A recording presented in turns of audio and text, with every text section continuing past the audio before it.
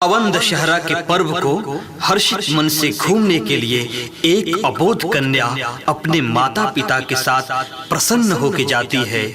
माँ जगदम्बा, माँ दुर्गा, माँ विंध्यवासिनी के मूर्त को देखने में इतना लीन हो जाती है कि अपने माता पिता से बिछुड़ जाती है और वहीं तब एक माँ के पंडाल के पास खड़ी होकर नम आंखों से माँ से गुहार लगाती है।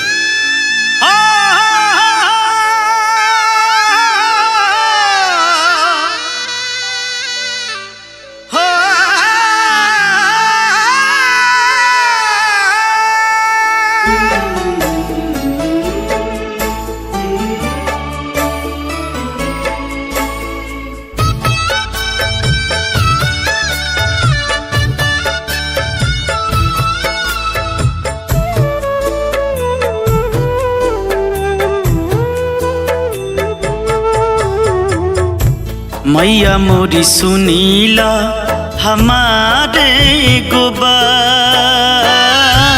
मैया मोरी सुनीला हमारे गोबार। हो मेलावा में छुट्टी गईले मम्मी पापा के हाथ, हो मेलावा में छुट्टी गईले मम्मी पापा के हाथ। माई मोरी कसहू मिला दा तू साथ,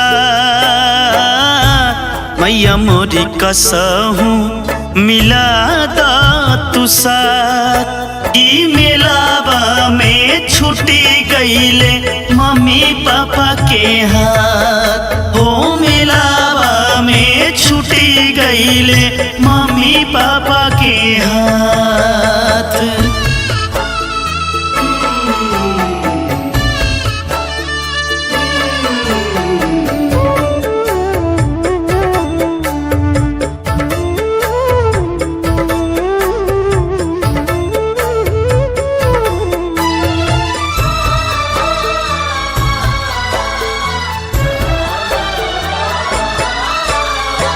घूमे आइल रहनी दशहरा के मेला, छूट गइल साथ हम हो गइनी अकेला।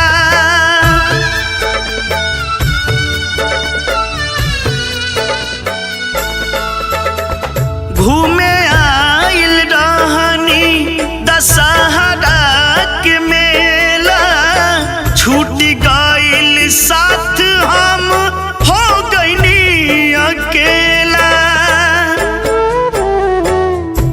घेरेला धीरे धीरे अन्हरिया रात, घेरेला धीरे धीरे अन्हरिया रात। हो मेलावा में छुट्टी गइले मम्मी पापा के हाथ, हो मेलावा में छुट्टी गईले मम्मी पापा के हाथ।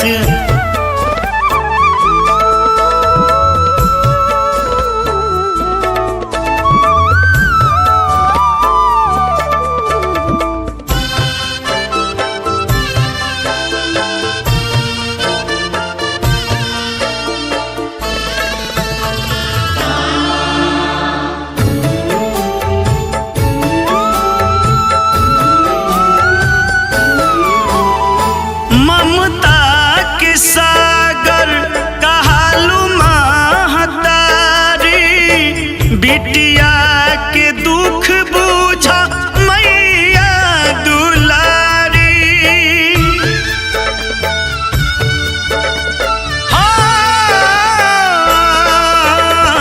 ममता के सागर कहालू महतारी।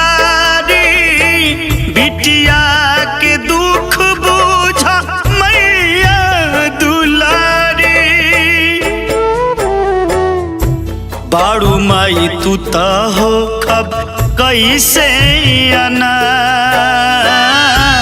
बाड़ू माई तू ता हो कब कैसे अनाथ। हो मिलावा में छूटी गईले मम्मी पापा के हाथ, हो मिलावा में छूटी छुट्टी गईले मम्मी पापा के हाथ।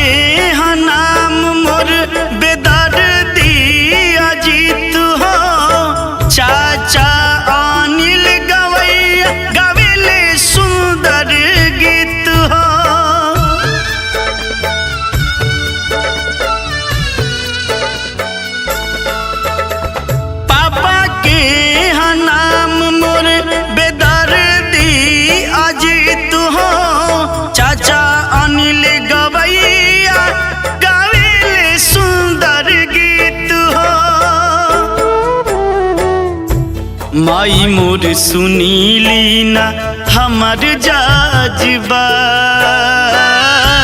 दुर्गा मैया सुनीली ना हमर जाजबा। हो मिलावा में छुट्टी गईले मम्मी पापा के हाथ। हो मिलावा में छुट्टी गईले मम्मी पापा के हाथ। मैया मोरी सुनीला हमारे गो बात, मैया मोरी सुनीला हमारे गो बात। हो मिलावा में छुट्टी गईल अंकुर पापा के हाथ। हो मिलावा में छुट्टी गईल मम्मी पापा के हाथ।